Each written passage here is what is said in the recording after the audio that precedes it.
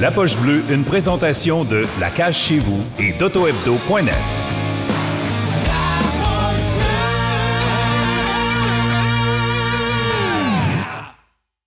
Salut Martin! Hey! Salut Martin! Il est peigné pis tout! Je suis pas peigné. Non, je suis pas peigné. Non, c'est Martin, c'est ce qu'on appelle du sarcasme. Ah, il est pas obligé de s'habiller comme sa photo non plus, là. Tu as-tu dit, toi, Guy? Ou... Non, ça va très bien. J'ai le hoodie noir, moi, de la Poche Bleue. Il est très confortable. Tu le conseilles à tous? Il est doux, je le conseille à tous. Et c'est moi qui ai pris le X-Large la semaine passée, effectivement. Il y en a plus. Ah, pas trop. T'as-tu fait ta petite sieste? C'est correct parce que pour les gens, Martin il se lève tous les matins à c'est quoi? À 6h30 pour Debout les comiques. Donc, Yes, j'ai fait ma petite sieste en début d'après-midi. D'habitude, je la fais en avant-midi quand je reviens de la station, mais aujourd'hui, je ne sais pas, j'étais stressé. Ça m'énerve. Je suis content d'être là. Merci de l'invitation, les gars. Ouais.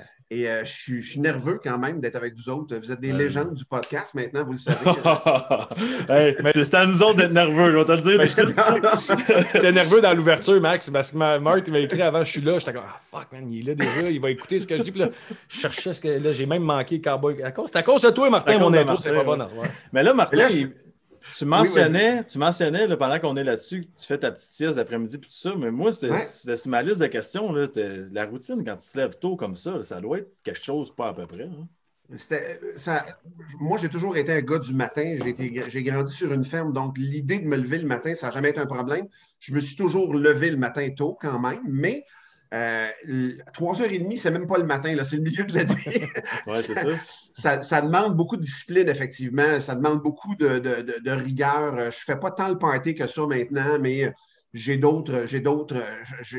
récompenses ailleurs, mettons, mais effectivement, ça change beaucoup la vie sociale, la vie avec les chums, les amis. Mais j'ai déjà une job de fou. Moi, je suis en tournée, tu sais. J'ai commencé à sortir avec ma blonde, puis elle m'a demandé après 4 ans, j'ai dit, regarde, ça fait pas 50 samedi soir qu'on passe ensemble parce que je suis toujours parti, tu sais.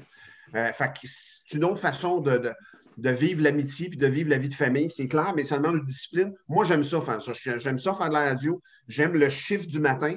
Mais là, honnêtement, là, il est quoi? Il est 8h moins 20. Là, c'est la fin de soirée pour moi. Ah ouais, hein? C'est ça, c'est quoi la routine? C'est quoi les repas, le dodo? Quand j'ai pas de show, honnêtement, moi, je me couche comme à 8h30, 9h, quand j'ai rien d'autre le soir à faire, puis que je dirais que je fais ça au moins 3 soirs par semaine. Mais des fois, j'ai des shows, je suis en spectacle à Québec avec Dominique, puis je vais descendre faire le show un mercredi soir, un jeudi soir, puis le lendemain, je sais que j'aurai une nuit courte, je vais dormir avant, je vais dormir après le show de radio le lendemain. Mais c'est un beat de vie que j'aime beaucoup, puis je suis chanceux, je suis vraiment privilégié de faire ça. Puis, fait qu'il faut juste aimer ce qu'on fait, puis après ça, ce que ça exige, on le fait. T'sais, vous l'avez fait, vous êtes des athlètes professionnels, vous avez des exigences à rencontrer, c'est la même chose un petit peu là-dedans. Puis justement, tantôt, tu parlais de la ferme, puis tout ça, c'est pour expliquer aux gens, là, tu viens de... J'ai un Plessisville, hein? Louisville, moi, à Louisville, c'est ça. J'ai grandi à côté à 20 minutes de Trois-Rivières, à peu près. Mm-hmm. Sur une ferme, j'ai grandi là. Mon père a une ferme jusqu'à ce que j'ai 17 ans, mais j'ai quand même continué à travailler sur des fermes après. C'est quelque chose qui m'a vraiment formé, qui m'a donné le sens du travail, puis le sens de l'effort, puis me lever de bonheur sans commencer là, on le devine. Là, fait que j'ai des racines puis des ancrages hyper importants dans ma vie qui viennent de la ferme, puis j'en suis assez fier de ça. Honnêtement. Qu'est-ce que tu as appris à la ferme, justement, comme valeur? Le sens du travail. Des fois, il y a des coups à donner, puis il y a des gens qui sont bien surpris de ça. Des fois, dans des horaires, il y a des exigences serrées, puis j'ai jamais eu peur de travailler. J'ai jamais eu peur de me mettre le nez dans le trafic. Puis mon père nous apprenait, quand j'étais jeune, à voir l'ouvrage. Fait que de voir ce qu'il y a à faire, puis de voir venir les coups, ça m'a rendu plus prévenant, plus prévoyant, en fait. Ça m'a rendu plus... je sais pas, c'est une grande école, hein, une grande école de rigueur, de discipline. Moi, je travaillais au foin, puis je venais les mains avec des ampoules à grandeur, hein, puis à un moment donné, on visait ça pour s'endurcir les mains, faire de la corne pour arrêter d'avoir mal. À un moment donné, quand on travaillait au foin l'été, ce travail-là physique, ça reste dans ta mémoire, mais c'est hyper formateur. C'est une rigueur, puis une discipline, puis de répondre aux exigences de la nature puis des animaux. Il y a des animaux, nous autres, on avait une centaine de bêtes, puis des cochons à l'engraissement chez nous. On avait 3000 à l'engraissement, donc il fallait que ces animaux-là mangent à chaque jour, plus qu'une fois par jour. Donc, il y avait des soins à apporter. Fait que tu apprends vraiment à t'occuper de tes affaires, puis la rigueur et la discipline, c'est super important. Mais en même temps, une espèce de liberté, puis moi, je trouve que c'est une école de vie formidable. Là, tu sais, je veux dire, moi, je soudais, là. J'utilisais une machine à souder, j'avais 12 ans, j'avais 10 ans, je soudais avec des torches. J'ai fait plein d'affaires qu'un enfant de 10 ans ne ferait pas aujourd'hui, mais c'est dans mon bagage en arrière, puis j'ai tripé, là, j'ai vraiment tripé. Ça me manque d'ailleurs, cette vie-là. Là. Puis la vie de famille, on était 9 enfants chez nous, une grosse famille, nombreuse. Oh. Fait que j'ai toujours été dans une équipe. Moi, j'ai un tempérament sportif, j'ai fait longtemps du sport. Mais j'ai toujours été un gars d'équipe. J'aime les équipes. On gagne tout le temps en équipe et on évolue en équipe dans la vie. T'sais. Une équipe familiale, une équipe d'amitié, une équipe de travail, c'est toujours ça pour moi. Est-ce qu'il t'est déjà passé dans l'esprit quand tu as commencé ta carrière d'être seul ou tu as toujours dit, moi, je vais être un duo? Quand j'ai connu Dominique à l'école de l'humour, moi, j'étais rentré solo à l'école de l'humour. Okay. Puis c'est vraiment un peu le hasard. Quand on a fini l'école, en fait, on a commencé à faire des spectacles ensemble. On faisait en alternance chacun nos numéros. Et puis, à un moment donné, on s'est dit qu'il faudrait faire un numéro d'ouverture pour présenter cette soirée-là, ce show-là, qu'on faisait dans des écoles secondaires essentiellement. Puis écoute, on a cassé ce numéro-là à Drummondville. Je me rappelle de la date, c'était le 10 octobre 1993. Puis quand on a fait ces 5 minutes-là, c'est devenu 12 minutes. Puis c'était tellement le délire. Nous autres, on ne comprenait pas ce qui se passait. Le public a tellement réagi fort. Puis dans ce premier numéro-là, toutes les lignes où on se tire la pipe sur le gros, le petit, l'intelligent, l'épais, tous ces antagonismes-là étaient dedans en partant. Fait que, écoute, c'était comme un hasard. Puis nous autres, on a capoté. Là. On a fait, wow, c'est donc bien hot de faire ça en duo de même. Puis à partir de là, c'est devenu une course à faire ces numéros-là, puis les écrire de plus en plus rapidement pour faire finalement juste du duo. On fait que ça maintenant depuis bientôt 28 ans qu'on est en duo. Wow! Ouais. Ça, c'est incroyable. Puis là, tu parles t'es un gars qui aime l'esprit d'équipe puis tout. T'es en équipe, ça fait longtemps avec ton partner. Oui. Des hauts et des bas, puis ça doit être du management pareil. Il y a du management, mais tu sais, on a eu une chance, Dominique et moi, de se trouver. On a eu une chance il y a énormément de respect entre moi et lui. Fait que, tu sais, là, de la chicane, des désaccords, il y en a souvent. De la chicane, il n'y en a jamais. Puis je te dis pas ça parce qu'il serait là et il te le dirait. Une chicane, se pogner, j'ai jamais crié après Dominique, j'ai jamais insulté Dominique, j'ai jamais parlé en mal de Dominique, c'est une relation exceptionnelle que j'ai avec ce gars-là. C'est mon meilleur ami maintenant, on le devine. Puis je considère que c'est vraiment une chance. C'est vraiment un hasard. Ça fait plus longtemps que je t'écris qu'avec ma blonde, puis la même affaire pour lui, là. Il y a quelque chose qui nous unit, il y a quelque chose qui est fort. Puis, mais tu as raison, ça n'a pas toujours été facile. C'est pas encore toujours facile, mais de la chicane, c'est jamais arrivé. Très sincèrement, on a une relation. C'est ma relation la mieux. Je me chicane plus avec ma blonde qu'avec toi. mais on ne s'ostine pas sur la tapisserie, moi, puis Dominique.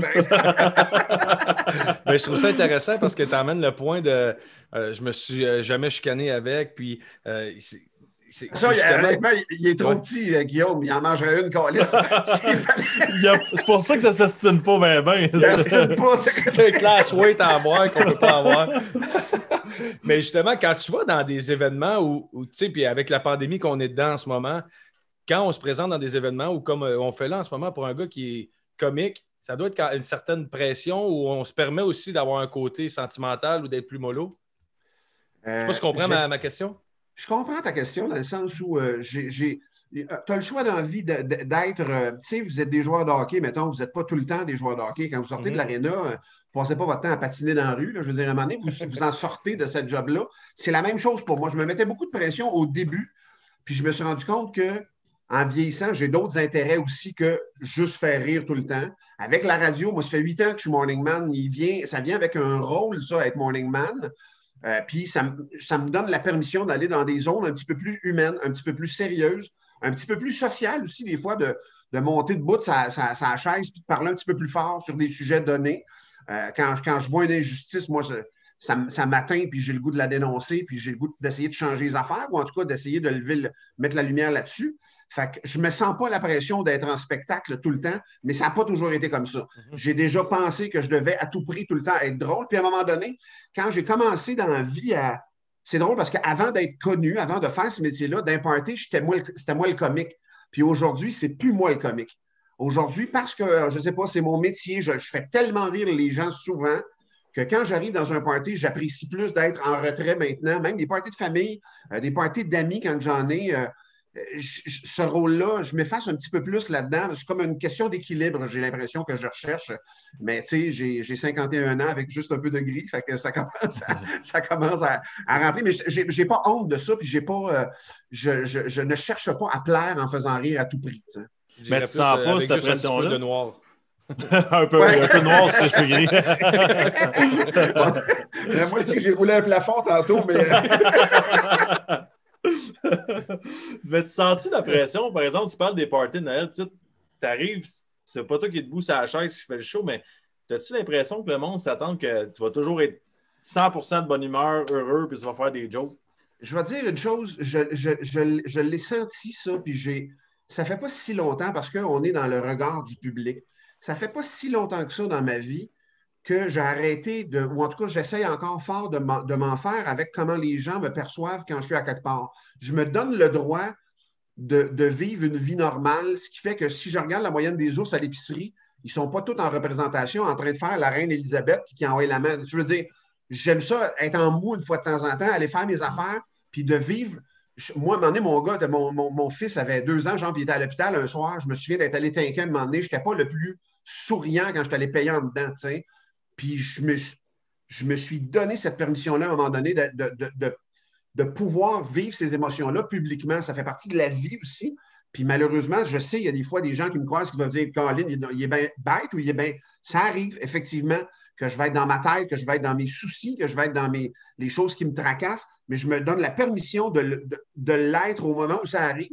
Puis de ne pas essayer de jouer une game parce que je venais fou à un moment donné d'essayer de me conformer tout le temps au regard que les autres portent sur toi, puis qui s'attendent à ce que...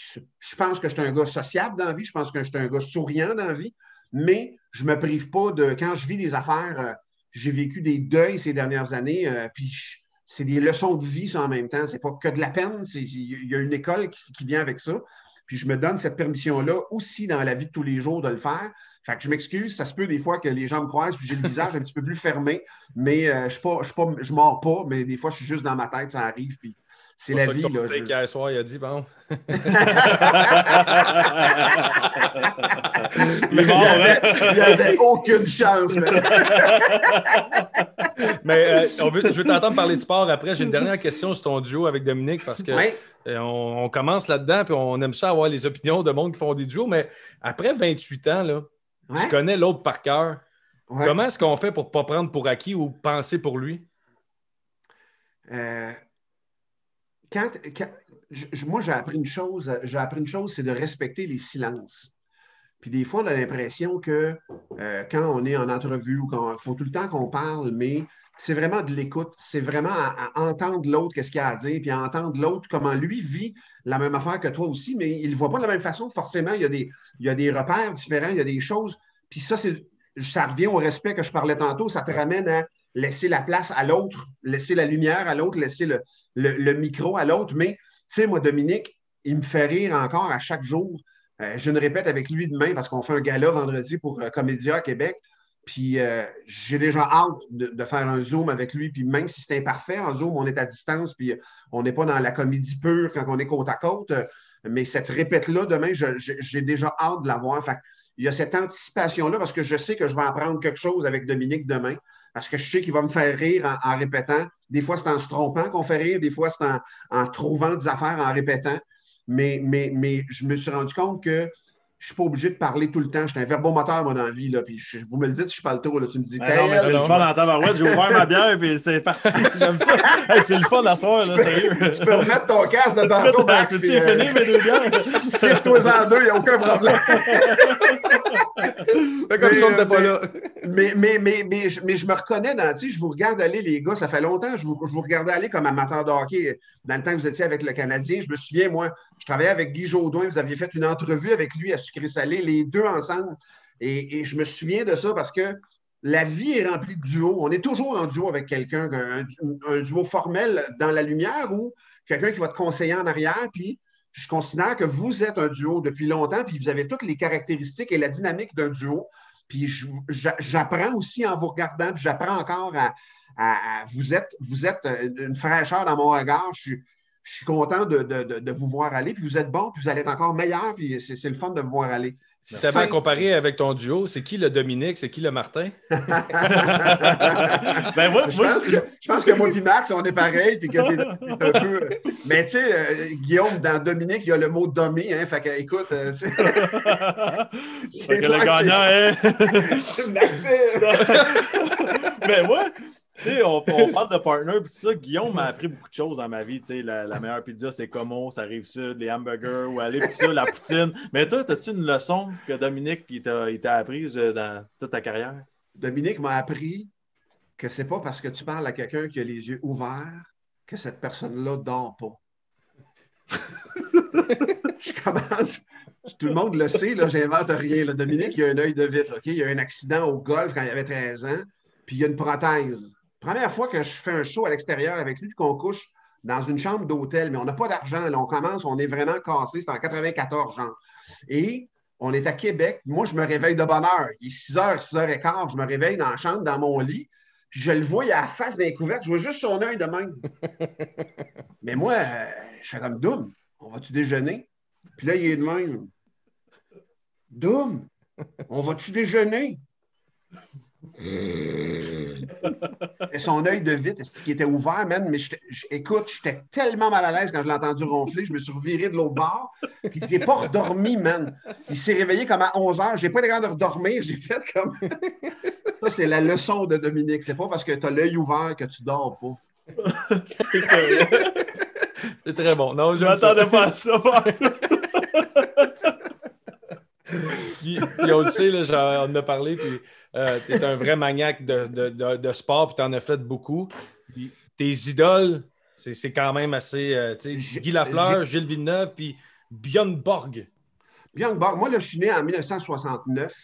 Fin des années 70, le Canadien, mon père capote sur le Canadien depuis qu'il est né. Mon père me parlait de Maurice Richard, de Jean Béliveau, que je n'ai jamais vu jouer. Moi, j'ai vu jouer Henri Richard, là. J'ai des souvenirs vagues du monsieur avec les cheveux poivre et sel sans patinoire, là. Mais je me souviens très bien de la Coupe de 77, la Coupe de 78. Je me souviens très, très bien des deux dernières, des 4 Coupes Stanley, 79 aussi. Des deux et demi, mettons. Mais j'ai des souvenirs très clairs de ça. Fait que moi, Guy Lafleur, je grandis avec au moment où ce gars-là est le meilleur joueur au monde.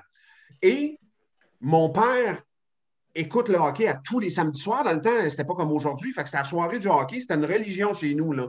Puis moi, j'ai le droit d'écouter la première période parce que j'ai 6, 7, 8, 9, 10 ans, tu sais. Puis j'écoute ça. Fait que moi, je grandis avec le Canadien gagne la Coupe à tous les ans. Fait que moi, quand il ne la gagne pas en 80, puis les Islanders, moi, je jaillis les Islanders, là, mais j'étais un kid, là. Mais moi, je grandis. Donc, Guy Lafleur, c'est mon idole au hockey. Gilles Villeneuve, pourquoi? C'est un gars de Berthier. Il a grandi à 15 minutes de Louisville. Moi, c'est un gars de chez nous, autrement dit, dans le coin. Il y avait un journal local qui s'appelait L'Écho de Berthier-Masquinongé. Fait que toutes nos nouvelles sont mélangées. Fait que c'est comme chez nous dans ce coin-là. Fait que moi, je grandissais quand Gilles Villeneuve est mort. On a pleuré à la maison comme si c'était quelqu'un de la famille, là. Puis pourtant, je ne le connaissais pas, mais ça nous rentrait. Moi, j'étais en 6e année, je m'en souviens encore comme si c'était hier. J'étais à l'épicerie avec ma mère. Je suis dans l'auto, je l'attends pendant qu'elle est en dedans. Et j'entends la nouvelle qui arrive d'Europe, qui est plus tard, mais je me souviens encore la voix de l'annonceur dans le Pontiac Catalina à mes parents qui dit le pilote Gilles Villeneuve est mort. Je trouvais ça d'une violence. Puis je dis ça à ma mère quand elle embarque dans l'auto, puis on s'est mis à pleurer. On pleurait dans l'auto. Fait que moi, ça a été. Mais c'était mythique parce que c'est un petit gars de chez nous. Nous autres, les Villeneuve, la manière qu'on en parlait, Jacques Villeneuve venait manger à la Porte de la Mauricie à Louisville. Là. C'est un restaurant qui est central, un peu sur le bord de l'autoroute. C'est un truck stop aussi, puis tout. Mais que l'oncle Jacques vienne manger là, c'était comme. Ça faisait des régates de temps en temps avec Jean-Pierre Lessard de Louisville. Fait que c'est du monde qu'on a grandi, c'était proche de nous autres. Ça nous touchait beaucoup. Puis Björn Borg, écoute, le tennis, c'est probablement le sport que j'ai aimé le plus et que j'ai le moins joué de ma vie. Je n'ai jamais joué au tennis virtuellement, mais c'était une espèce de machine de tennis, ce gars-là, dans le temps. Et c'était à l'époque où le Canadien gagnait la Coupe et Björn Borg gagnait à Wimbledon à tous les ans. Un peu comme Nadal fait avec Roland Garros. Fait que moi, c'était des idoles qui dominaient le monde du sport à ce moment-là. Puis quand Lafleur est arrivé, quand Lafleur est parti, c'est-à-dire que j'ai commencé à... Gretzky est arrivé. Le temps que les Islanders gagnent leurs 4 coupes, Gretzky est devenu la légende qu'il est maintenant, mais moi, l'arrivée de Gretzky, je ne l'aimais pas quand il est arrivé. Là. Il ne jouait pas au hockey comme les autres. Il jouait pas. Il était tellement talentueux. Tout le monde essayait d'expliquer pourquoi, puis tout le monde donnait des raisons extérieures. C'était drôle, les commentateurs. Je me souviens de Lou Nanne, mettons, un directeur des Stars de Minnesota dans le temps, qui avait dit la seule façon de l'arrêter, ça serait de sortir le but et de le snapper dans la bande avec, parce qu'il allait s'installer dans son bureau, mais il y avait une conception du hockey. Jusqu'en 83, on l'haïssait. Mais quand ils ont commencé à gagner la Coupe, c'est lui qui est devenu mon idole subséquente au hockey. J'ai vu toute sa carrière à Gretzky. Je l'ai vu faire 92 buts, man. C'est hallucinant. Là. Les Oilers qui comptaient 400 buts comme équipe. C'était un hockey hyper offensif. Tout le monde scorait des buts. C'était fou. Là. J'ai vu jouer Marcel Dionne. J'ai vu jouer. Je suis content d'avoir connu cette époque-là du hockey où il y avait une espèce d'offensive débridée. Mais moi, c'est ça qui m'a formé. Là. Fait que quand on est arrivé en 88, 9, 10, puis que ça s'est mis à jouer à trappe parce qu'on aurait 22 buts par année, j'ai fait comme calvasse. On a oublié quelque chose. On a échappé quelque chose dans le hockey. Puis tu sais, je comprends que, moi, je pense que la reprise vidéo a fait que ça s'est mis à jouer, le visionnement que les coachs se sont mis à faire, les systèmes de jeu qui sont développés. Je trouve ça encore excitant comme jeu. Mais j'ai connu l'époque où l'offensive débridée, un goaler qui avait 3,78 de moyenne, c'était une bonne moyenne. Là. C'était une bonne moyenne. Il était solide, lui. Il était solide. Là. Fuhr, c'était ça, mais il gagnait 6-5, 7-4. Puis il y avait une conception de l'offensive qui n'est plus là maintenant, mais en même temps, j'ai l'impression que si tu prenais le 50e joueur de la Ligue nationale aujourd'hui, il y a un niveau d'habileté. Ouais. Tu regardes les meilleurs moments. Là, moi, je me souviens de Brad Park, que c'était la fin du monde. Si tu regardes des games de cette époque-là, Brad Park il est sur la ligne bleue et il ne bouge pas. Mon Dieu, Ovechkin, c'est un cône pour lui aujourd'hui. Là. Il mangerait tout cru. Là, ça ne serait pas un match. Fait que je comprends que le jeu a évolué. Les habiletés des joueurs se sont décuplées. Là, je veux dire, la qualité des lancers, du maniement de bâton. Mais ça enlève quand même une espèce d'idée du but à profusion. C'est une époque que je suis vraiment content d'avoir connue. Puis mais je suis content de connaître encore le hockey. Il y a des talents. Je regardais le championnat junior dans le temps des fêtes. C'est hallucinant, là, les jeunes. Mais c'est comme tout. Là, je veux dire, un jeune qui va jouer de la guitare à 14 ans, il va jouer ce que Jimi Hendrix jouait à la fin de sa vie. Là. Ouais. Mais il joue ça à 14 ans. Là, fait que c'est la même affaire pour tout. Le hockey, c'est la même chose. Tu pars avec un niveau d'habileté, puis de maniement de bâton, puis de shape,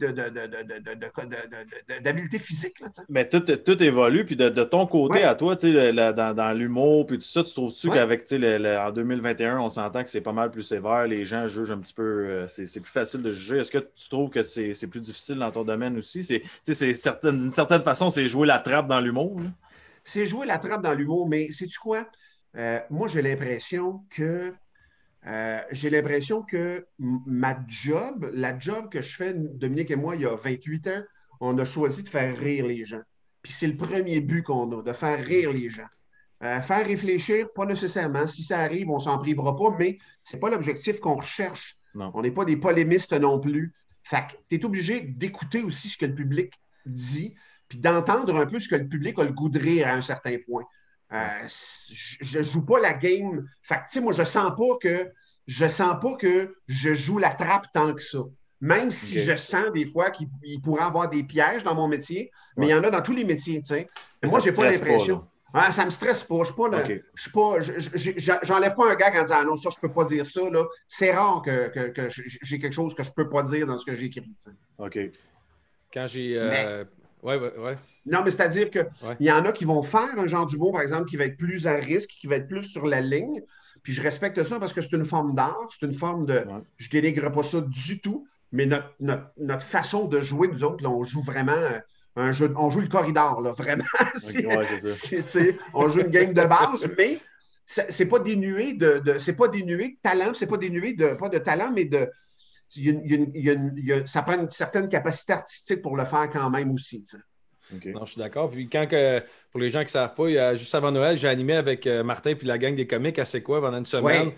Puis là, il y avait un running gag que tout le monde comptait. Là, ta fameux Wrigley Field à Chicago. Qu'est-ce qui s'est passé là? Je peux en savoir cette histoire-là? Mon voyage à Chicago, il y a une couple d'années, moi, je n'ai pas tant voyagé dans la vie, mais en 2017, vers la fin de la radio, on décide, ma blonde puis un couple d'amis, nos voisins ici en face, on part, on s'en va passer un week-end à Chicago. En fait, c'est à cause de U2 qui faisait la tournée 30e anniversaire. Fait qu'écoute, genre 8 mois avant, on dit, hey, il est où le show le plus proche, puis on va le voir là, tu sais. Fait qu'on fait comme, il était à Toronto ou Chicago, il dit, hey, on s'en va à Chicago. Fait que, waouh, on se ramasse là. Et là, moi, dans la préparation du voyage, je dis à ma blonde, puis à mes voisins, c'est de valeur, mais il faut voir si les Cubs jouent. Il faut absolument qu'on aille une fois dans notre vie au Wrigley Field. Puis ma blonde avait un t'es-tu malade, du baseball, astique. Mais il y a une game, écoute, c'est le 4 juin, je m'en souviens encore. Puis le 4 juin, cette journée-là, il faisait genre 28-30 degrés à Chicago. Fait que, écoute, le stade est plein. Et c'est ce qu'ils appellent une marquee game. Là, je ne connaissais pas ça, mais tout le lancer protocolaire, les hymnes nationaux, c'est tous des militaires qui font ça. Fait que c'est très, puis vous connaissez un peu les États-Unis, beaucoup les États-Unis. L'hymne national, mettons, c'est super sérieux pour eux autres là-bas. Là. Ouais. Fait que là, l'hymne national part, on se lève debout. Écoute, à la fin, le militaire finit de chanter. C'était bien, là, mais tu sais, c'était pas Marc Hervieux non plus. Là, on s'entend, là. Mais là, il y a un gars en avant de moi qui se retourne, puis il est super ému, puis il me regarde, il dit That was good, hein? That was, yeah. Mais moi, je m'en sacrais un peu, là. C'est pas mon hymne national à moi, tu sais. Mais il y avait tout ce décorum-là. Moi, de voir ce stade-là, moi, je suis un maniaque d'histoire. Je suis là et c'est la game, les Cubs contre les Cards. C'est des rivaux là, depuis 100 ans qui saillissent ces deux villes-là parce qu'il y a une rivière qui part de Chicago, la rivière Charles, qui descend à Saint-Louis, puis traditionnellement, les gens de Chicago flushaient leurs toilettes dans la rivière Charles, ça s'en allait à Saint-Louis, tu comprends? Fait que là, le monde... Fait que là, on a cette tension-là, mais la game est plate. La game est vraiment plate. Début de 7e manche, c'est 3-1 pour les Cards. Le stade est mort. Il fait 28 degrés. C'est plein. Là. Il y a comme 38 000 personnes. Puis à un moment donné, en dedans de 3 minutes et demie, premier frappeur de la 7e manche des Cubs, il se fait atteindre. Il s'en va au premier but. Le deuxième frappeur, 4 balles. Non, le deuxième frappeur frappe un simple. Puis l'autre, but sur balle. Les buts sont remplis, mais hyper rapidement. Fait qu'un pitch, premier pitch, pogne le frappeur. Deuxième pitch, frappe au champ opposé. Le gars, il s'est bu. 4 autres lancés, c'est 4 balles. Les buts sont remplis. Là, on fait comme, mon Dieu, qu'est-ce qui se passe? Et c'est Schwarber qui arrive au bâton. C'est le slugger. Il venait de gagner la Série mondiale l'année d'avant, mais il est dans une léthargie. Il frappe genre pour 196. Il s'installe au marbre, mais c'est une espèce de montagne, mon gars. Il s'installe dans la boîte. Écoute, au deuxième pitch, il y a la pince en plein champ centre, l'autre bord. Un grand chelem au Wrigley Field.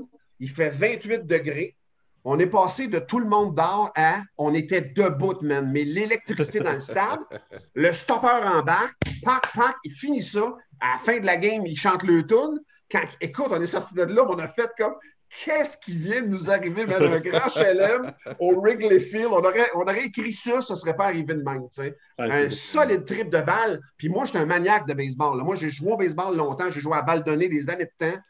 Je suis vraiment, vraiment un fan de balle. Fait que moi, puis ma blonde, à la fin, quand on est sorti du stade, j'ai dit, si on revient à Chicago, on revient au stade? Elle dit, mais ça, hey, oui. C'était écœurant. Là, j'ai pas dit que c'est pas toujours de même. Là. Chicago, c'était écœurant, le base. J'étais à Saint-Louis aussi. Là, j'ai vécu un peu la rivalité. C'est hot en tabarouette. Ben oui. Honnêtement. Là. Et puis là, Guy, on n'a pas le choix de l'amener sur le prochain sujet. On est là. Ça a l'air que lui aussi, il frappe des circuits. Là. Non, ben, il y a des rumeurs. Il y a des rumeurs. Ça m'est arrivé. Écoute, l'année que je suis rentré à l'école de l'humour, à Louisville, il y a un match bénéfice. Puis moi, j'ai joué au baseball senior à Louisville. Il y a une ligue en Mauricie qui s'appelle la CBRM. Je ne sais pas si ça existe encore. Je pense que oui, mais à l'époque, c'était une ligue, je pense que ça faisait 80 ans que ça existait. C'était une vieille ligue de balle. Puis il y a beaucoup de joueurs juniors qui allaient continuer leur baseball là avant. Alain Noël, des gars qui ont joué pour les Aigles de Trois-Rivières, mettons, puis, et quelques autres joueurs qui ont joué dans des filiales de baseball majeur, mettons, Pat Gervais qui avait joué dans des filiales pour les Pirates de Pittsburgh. Fait qu'il y a un bon calibre de balle là. Moi, j'ai joué pendant 2 ans et demi dans cette ligue-là. Je n'étais pas un grand joueur de balle, mais j'aimais ça vraiment beaucoup. Et ça m'amène à le gérant de cette équipe-là dit il y a un match bénéfice à Louisville avec les 4 Chevaliers au Keefe. Tu viens-tu jouer? Moi, ça fait 2 ans, je n'ai pas joué à la balle, ou 1 an peut-être. J'ai fait comme je n'ai pas joué au baseball, en fait. Mais la balle, elle rentre, là, c'est fastball, full crank. Ça rentre, une affaire épouvantable. Puis il y a l'âge qu'ils sont à 30 pieds à peu près. Là, Fait que je fais OK, je vais y aller. Et moi, je rentre dans ce game-là, mais pour vrai, c'est des machines de balles, ces gars-là. Là. Et j'arrive en 7e manche. C'est la dernière frappe qu'on est là. On a un gars, c'est but. Et moi, c'est ma 3e présence. Puis, j'ai compris qu'il faut que j'anticipe parce que je n'y arriverai jamais, man. Fait à chaque présence, première présence, j'ai rien vu sauf sa séquence de lancer. 2e présence, j'ai frappé une fausse balle. Puis la 3e, je savais où il pitcherait. Et le lanceur pitch, premier lancé bas à l'intérieur, bas à l'extérieur, à terre. Puis l'autre, haut à l'intérieur, plein centre du marbre. Celle-là, quand elle est arrivée, là, moi, j'avais choqué mon bat. J'avais shorté mon swing. J'ai commencé à transférer quand il a levé le bras dans les airs pour lancer. Écoute, quand la balle est arrivée, j'ai mis mon bâton où elle avait passé dans la présence d'avant. Je la pince, mon gars, mais un liner au-dessus de la réco. Je la sors. Il avait mis une corde dans le stade. Je l'envoie dans le fond du stade de baseball. Et là, moi, je pars, mon gars. Dans le temps, je n'avais pas quelques livres à traîner en plus. Fait qu'écoute, je viens de frapper à la balle. Je pars à courir. Je contourne le first. Je contourne le 2. Et là, j'ai un petit peu d'acide lactique. Et là, j'arrive au 3e. Claude Potvin, qui était l'animateur de ça. Ah oui. Claude Potvin, il est là, fait comme OK, c'est beau, ralentis, cours pas, rentre entre-temps, là, c'est correct, je te donne le circuit. Fait que je finis entre-temps, entre le 3 et le marbre, mais quand j'arrive au marbre, le gars me dit, le gars qui est allé chercher la balle dans le champ, c'est Lefort. Lefort qui s'appelait, son fils aujourd'hui a repris la concession des 4 chevaliers, Renaud Lefort. Lui, moi, je l'avais vu jouer 10 ans avant. Puis il dit, il y a 10 ans, là, il t'aurait coté au marbre, ce gars-là. En pognant la balle dans le champ, à côté de sa clôture à 380, il m'aurait coupé au marbre. Puis je le crois, là. Fait que là, ils n'ont pas lancé, ça a fait 3 tours, ils ont arrêté la game, mais après, on s'en va manger de la pizza avec eux autres. Fait que là, moi, je rentre dans l'aréna, qui est juste à côté à Louisville. J'arrive là, le lanceur contre qui j'ai frappé un coup de circuit après la game ne m'a jamais donné la main, ni un high five, rien. Quand je suis arrivé à l'aréna, je retourne le voir pour. Puis il se revire de bord, puis il s'en va. Là, je m'en vais avec l'autre pot de vin. Je dis, coudon, il est-tu fâché? Il dit, écoute, il donne 2 circuits par été. Il en donne 2 par été. C'est pas compliqué. Puis il dit, toi, t'es un de ceux-là cet été. Fait qu'il dit, fais-toi-en pas. Il l'a échappé avec toi parce que tu n'étais pas supposé de frapper un circuit. Mais j'ai frappé quand même une drive contre eux autres assez solide. J'étais content, mais le gars ne m'a jamais donné la main après. Mais écoute, je comprends ça. C'est des compétiteurs et c'est des solides athlètes, là, pour vrai. Mais Marc, tu nous connais ici à Poche Bleue. Ouais, on n'y est pas à Poche Bleue. On entend ton histoire. Là, on est comme, c'est-tu vrai? C'est-tu pas vrai? Fait que, on écoute la vidéo. Renaud! Salut Martin, c'est Renaud Lefort des 4 Chevaliers Easton. Écoute, c'est pas la première fois que j'entends parler de ton histoire, du coup de circuit que tu avais accompli contre les anciens 4 Chevaliers, ceux qui sont sur les posters ici, qui devaient porter cette casquette-là à l'époque, ça fait quand même belle lurette. Écoute, je voulais t'inviter à venir tenter ta chance à nouveau cet été contre les nouveaux 4 Chevaliers. Si tu réussis, on va faire tirer plein de beaux cadeaux à tous les auditeurs de la Poche Bleue. Alors, voilà, fait que l'invitation est lancée. Moi, je me rappelle pas du circuit que tu avais fait à l'époque, mais ça a dû être un moment quand même assez marquant dans l'histoire. Parce que j'ai retrouvé un T-shirt de toi quelques secondes avant ton coup de circuit. C'est-tu toi, ça?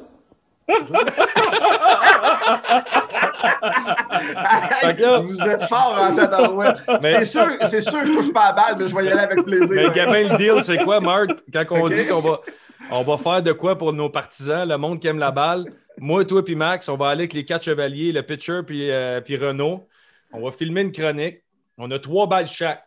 Si un de nous autres frappe un circuit, on donne un bâton d'une valeur de 300$ à un fan de la Poche Bleue.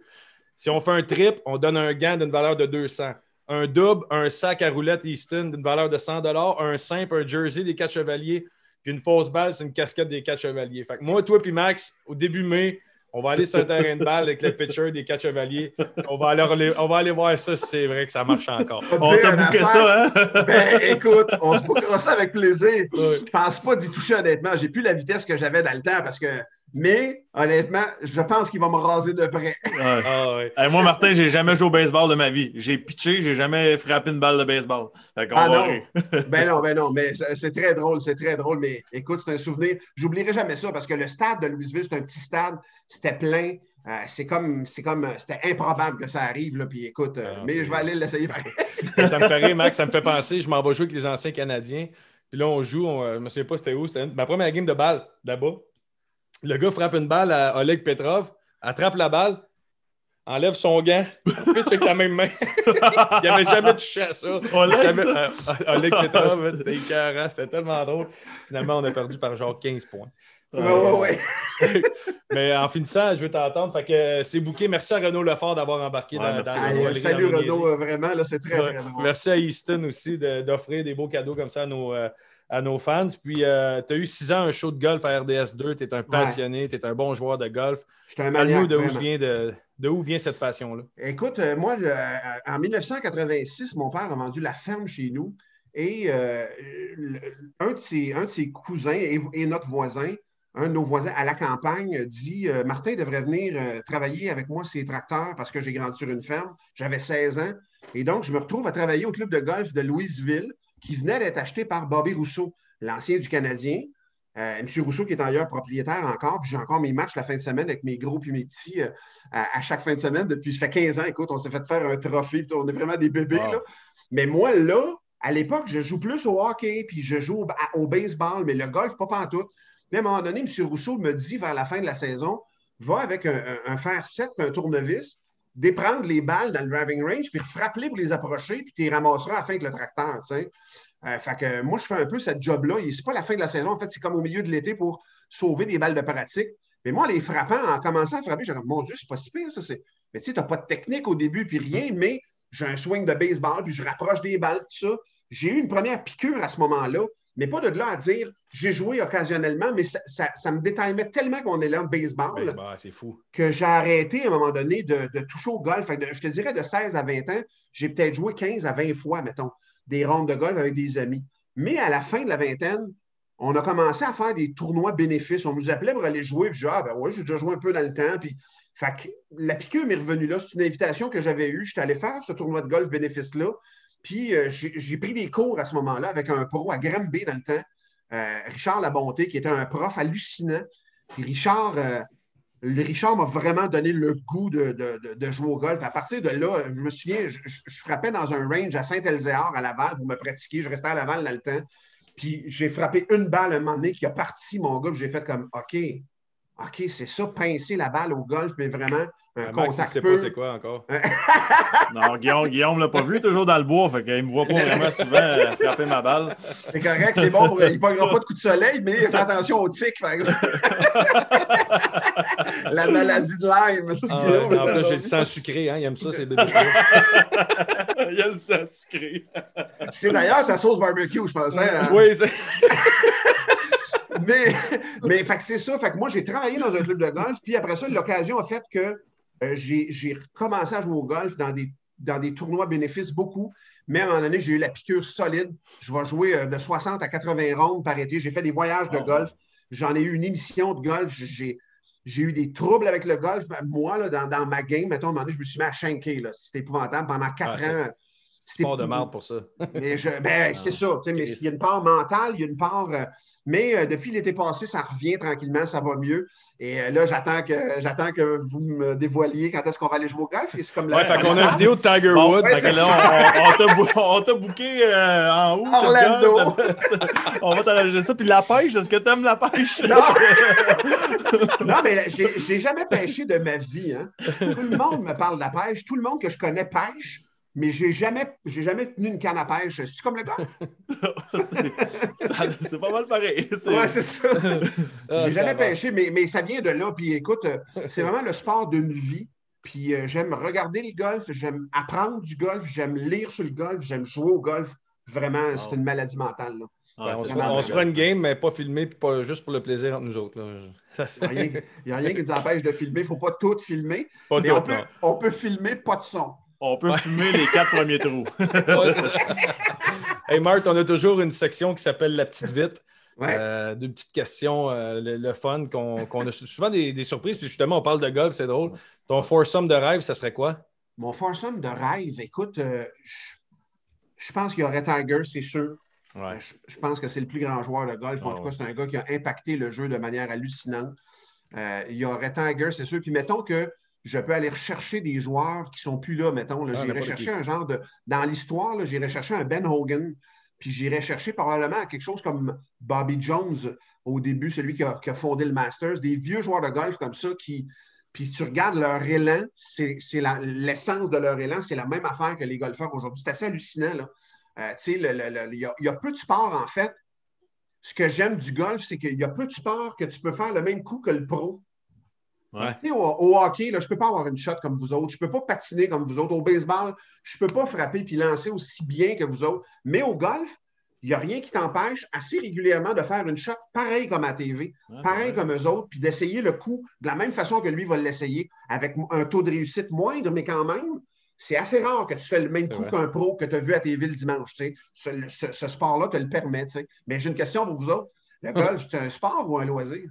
Moi, je pense que c'est un sport parce que quand je marche au deuxième trou, je suis tout mouillé. Je pense pareil comme toi.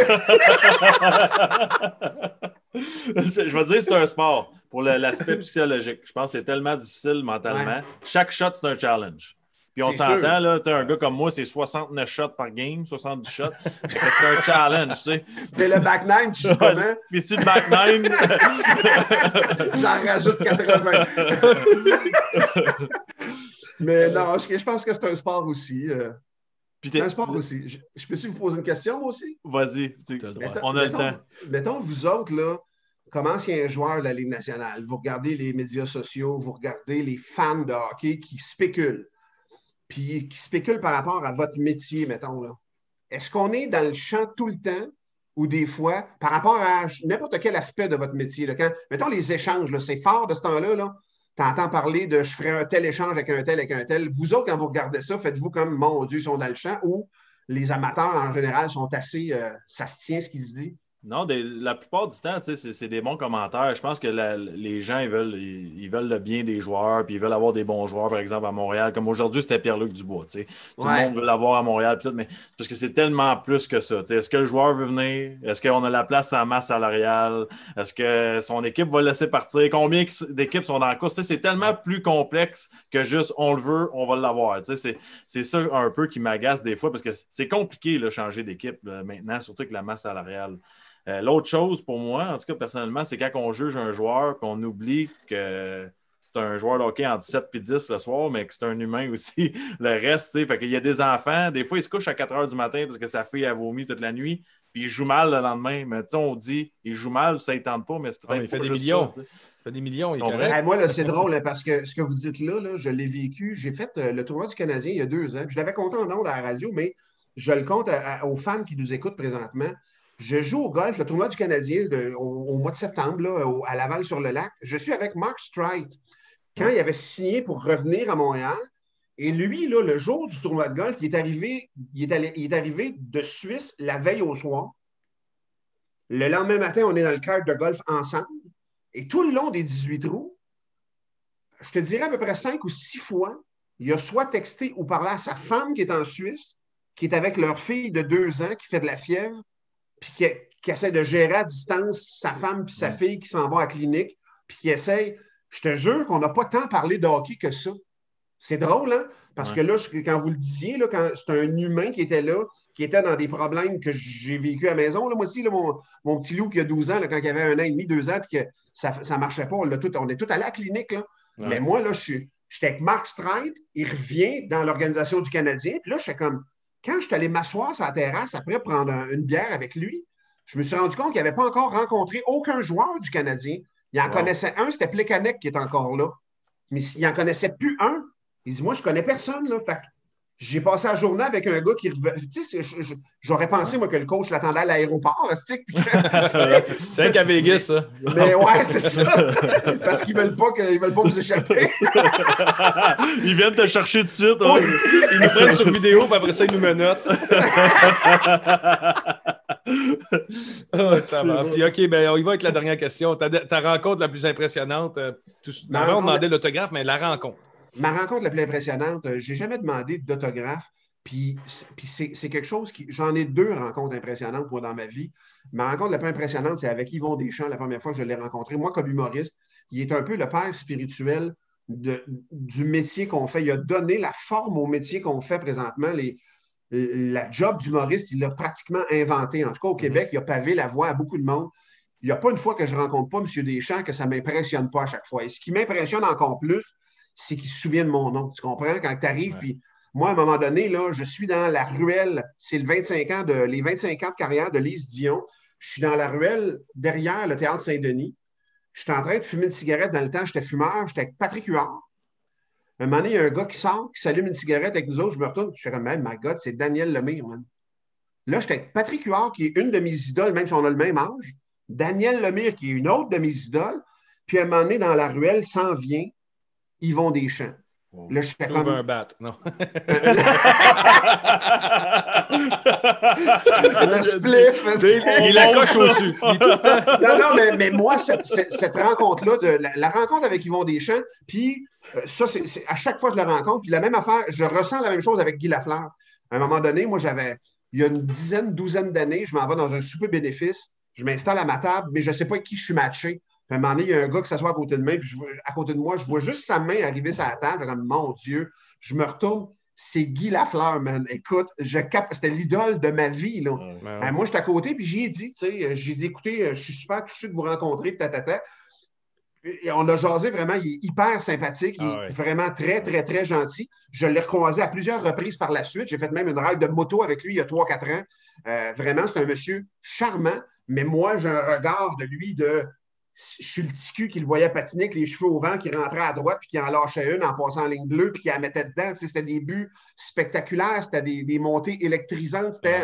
C'était un jeu, puis c'était un pur sang, c'était une espèce de joueur qui ne se fait plus. Là, moi, quand il est revenu, Guy Lafleur, j'étais dans le Colisée à Trois-Rivières. Le camp d'entraînement des Nordiques se passait à Trois-Rivières, avec Bergy qui était le coach, puis Guy Lafleur qui revenait Fait que sa première game de son retour au jeu, c'était au Colisée de Trois-Rivières. J'étais là, j'étais au collège dans le temps. Puis j'ai vu Guy Lafleur revenir là. Écoute, le délire, m'entends-tu? Moi, de le voir en live, ce monsieur-là, c'était quelque chose. Mais quand j'ai soupé avec lui, il m'a dit une affaire, je n'ai pas mangé vraiment. J'étais vraiment à côté, puis j'étais assez pantois. Là, puis il était une poignée de main impressionnante aussi. Une solide poignée de main, ouais. Allez-vous manger votre patate, parce que sinon je vais en ramener, moi. C'est ça, la patate sur le mur, c'est la patate de Guy Lafleur. J'ai son petit pain, tu sais. La fourchette. Mais c'est une rencontre qui m'a beaucoup impressionné à cause de l'ancrage que j'ai avec lui. Puis moi, c'est comme je te dis, je le voyais patiner, puis je le voyais grandir. Tu sais, mon père, à un moment donné,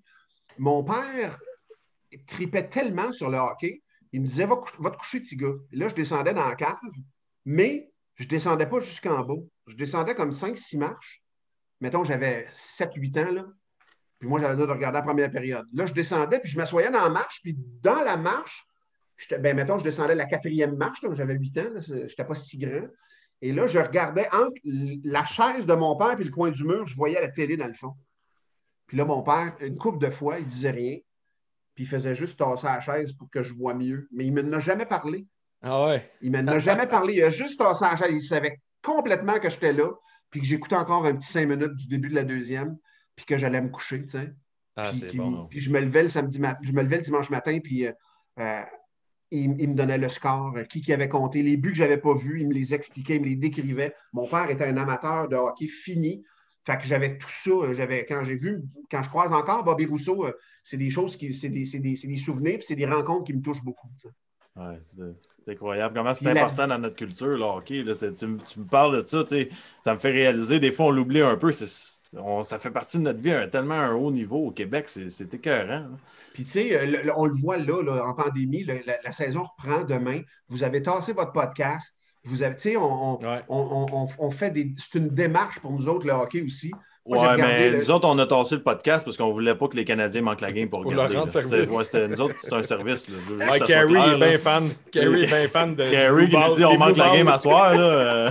Martin Cloutier est là. Moi, je ne peux pas être dans le net. Hi, Carrie! mais tu as raison, Max. C'est vraiment dans notre culture. Puis il y a un historique fort avec nous autres. On a un amour pour ce sport-là. Puis ça commence demain. Puis écoute, je sais que vous avez un pool, j'ai embarqué dans votre pool, les boys, on va triper toute l'année, moi je pense, avec ce pool-là. Puis ça fait longtemps, là, puis je l'ai dit à Guillaume, je suis anxieux. Moi, il ne faut pas que je fasse des affaires de même. Je viens fou, là. Écoute, c'est pas commencé, là, puis ça fait 4 fois que je le regarde, là. Là, on a le droit de faire des échanges, là. Oui, je pense, cool. en tout cas. On n'est pas sûr des règlements. Ben, dans le fond, je vais t'expliquer dans 5-6 games que ce qui va arriver. Toi, c'est juste 4 clics, la flèche du bas, pour voir où ce que t'es dans le classement. 13e down. Mais on va mettre une section recherchée, tu vas pouvoir écrire ton nom maintenant. Hey Marc, merci beaucoup. Merci infiniment. Puis ceux qui ont eu du fun, mais demain matin, je te parle à 7h30, Max te parle à 8h30 à C'est quoi au morning. Dans Debout les comiques au 96.9. Hey les gars, merci de l'invitation. Puis merci à toi. On se reprend quand vous voulez, les gars, c'est vraiment le fun. C'est sûr, parce que c'est ça, j'ai dit à Mac, j'ai dit, attends, là, tu vas dire, tantôt quand j'ai dit c'est toi Zidane, il est parti 25 minutes, j'ai dit, attends, tu vas voir. Mais...